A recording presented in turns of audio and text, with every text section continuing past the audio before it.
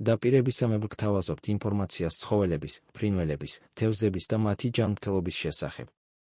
ასევე მოვლის და ფსიქოლოგიის თემაზე. კირიმ კონგოს ჰემორაგიული ცხელება. ვირუსული დაავადება, რომელიც გავრცელებულია აფრიკაში, ბალკანეთში, ახლო აღმოსავლეთში და აზიის ზოგიერთ ნაწილში. იგი გამოწვეულია CCHF ვირუსით. ეს დაავადება ზოონოზურია, რაც იმას ნიშნავს, რომ ის შეიძლება გადაეცეს ცხოველებიდან ადამიანებზე. ცხოველებში დაავადება ძირითადად უსიმპტომოდ მიმდინარეობს, თუმცა ადამიანებში შეიძლება გამოიწვიოს მძიმე ჰემორაგიული ცხელება მაღალი ლეტალობით.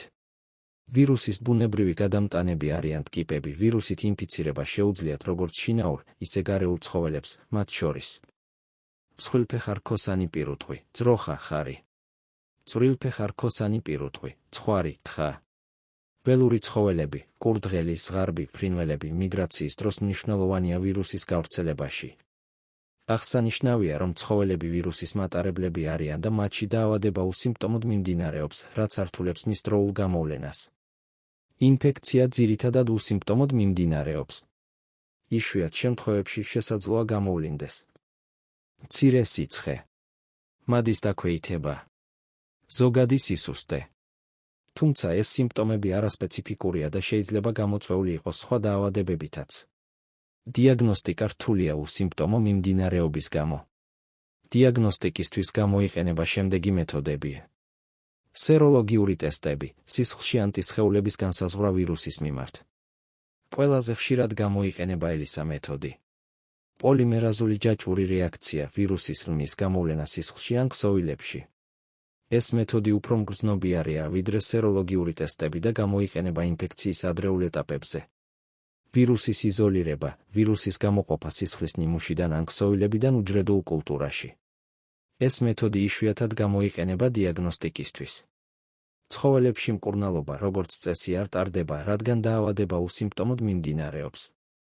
მნიშვნელოვანია პრევენციული ზომების მიღება, რათა თავიდან იქნას აცილებული ვირუსის გავრცელება ადამიანებზე.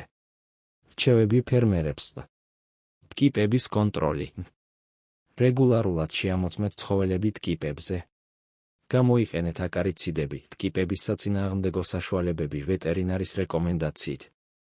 დაამუშავეთ საძოვრები და ფერმის შენობები ინსექტიციდებით. ჰიგიენის დაცვა.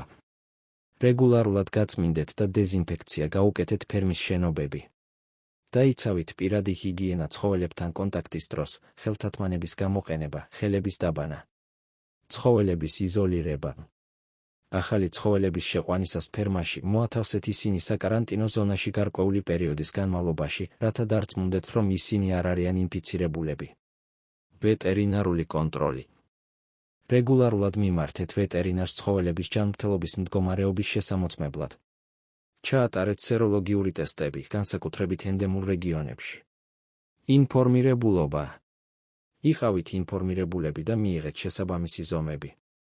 ადამიანებში პრევენციისთვის აუცილებელია ცხოველებთან კონტაქტის დროს დამცავი აღჭურვილობის გამოყენება, ხელთათმანები, ნიღაბი, ხალათი და პირადი ჰიგიენის დაცვა. ასევე მნიშვნელოვანია ტკიპებისგან თავდაცვა რეპელენტების გამოყენებით. ევროპული ვეტერინარული გაიდლაინების მიხედვით, კონტროლისთვის განსაკუთრებული ყურადღება ეთმობა ტკიპების პოპულაციის შემცირებას და ფერმერების ინფორმირებას. ვაქცინა ცხოველებისთვის ამჟამად არ არსებობს, ამიტომ პრევენციული ზომები არის ყველაზე ეფექტური გზა დაავადების გავრცელების თავიდან ასაცილებლად. დასვით თქვენი კითხვები კომენტარებში. ასევე მოგწერეთ, რის შესახებ გსურთ მოგიმზადოთ ინფორმაცია. არ დაგავიწყდეთ, გამოიწერეთ ჩვენი არხი, რათა შეიტყოთ უფრო მეტი ინფორმაცია.